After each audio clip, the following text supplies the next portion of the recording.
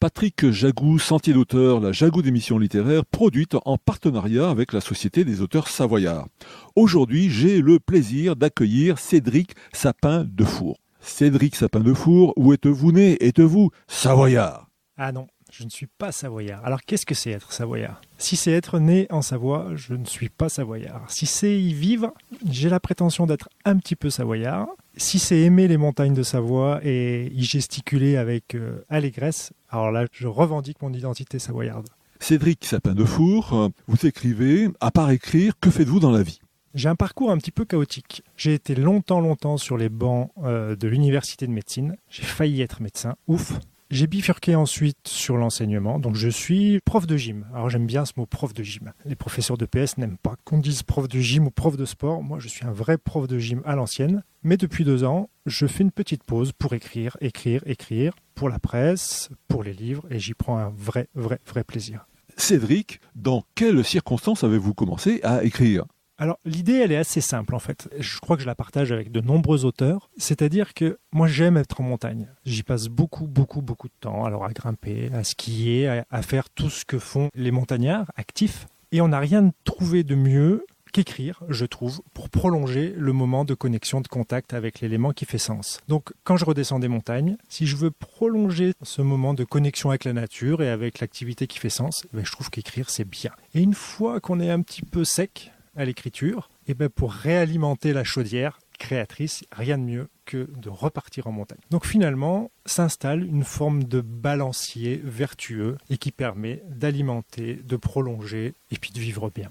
Cédric, vous avez mis votre carrière en suspens depuis 2 ans pour écrire. Finalement, combien de livres avez-vous écrit? Alors, j'ai écrit 2 livres dans une maison d'édition chamonniarde qui s'appelle JM Édition, qui est tenue par un couple d'amis maintenant, les Damilano. Donc pour les alpinistes, François Damilano, ça parlera. C'est une maison d'édition qui est plus spécialisée dans le topo guide, mais qui a également une petite collection qui aujourd'hui est bien installée, qu'on appelle la collection des livres jaunes. Et ces livres jaunes, leur objet, c'est de porter un regard un petit peu décalé sur ce que l'on fait en montagne. On sait qu'habituellement, les discours et les récits autour de la montagne ont un ton, on va dire, de l'héroïsation, de la glorification de ce qu'on y fait. Et là, le choix a été fait, non pas de se moquer, surtout pas, mais de rappeler que ce que l'on fait dans ces montagnes, finalement, c'est un jeu, c'est un plaisir, et que l'on peut aussi appréhender tout cela avec le sourire. Donc c'est une collection un petit peu décalée, avec un ton iconoclaste. Donc ça a été mes 2 premiers livres. Alors 2014, le dico impertinent de la montagne. 2015, un pastiche du que sais-je qu'on a appelé le quignorge. On devrait dire le quignorège si on était vraiment rigoureux d'un point de vue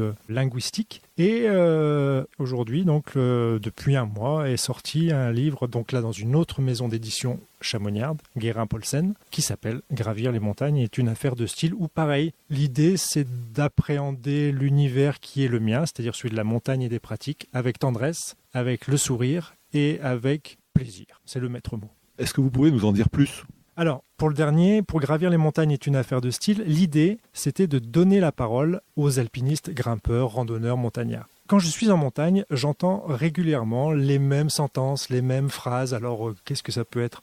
Tout simplement, bonjour, ces répétitions de salutations qu'on ne vit qu'en montagne et qu'on ne vit plus une fois retourné en ville. Donc il y a toute une série de mots, de phrases, de sentences que j'entends régulièrement. Alors ça peut être au moment de la préparation de la course, ça peut être au refuge, ça peut être au sommet, ça peut être à la descente. Et finalement, j'ai trouvé bon de redonner la parole aux alpinistes, aux grimpeurs, aux randonneurs, aux marcheurs et d'essayer à chaque fois, de croquer un petit peu des scénettes où je fais parler comme ça ce que j'ai entendu, tout simplement, ce que j'ai vécu en montagne, avec un petit filtre qui est la figure de style. C'est-à-dire que je me suis aperçu que finalement, comme des petits Monsieur Jourdain, nous autres montagnards, on faisait de la figure de style sans s'en rendre compte. Alors Monsieur Jourdain faisait de la prose sans s'en rendre compte, et bien nous, quand on se parle, parce que finalement on se parle peu en montagne, mais quand on se parle, on concentre ça et on fait de la figure de style sans s'imaginer qu'on en fait. Chers auditeurs, nous parlions aujourd'hui de l'ouvrage de Cédric Sapin-Defour intitulé « Gravir les montagnes est une affaire de style », publié aux éditions Guérin. Cédric Sapin-Defour, je vous remercie. Voilà, Sentier d'auteur, c'est fini pour aujourd'hui. Au revoir les amis et à la semaine prochaine si ça vous dit.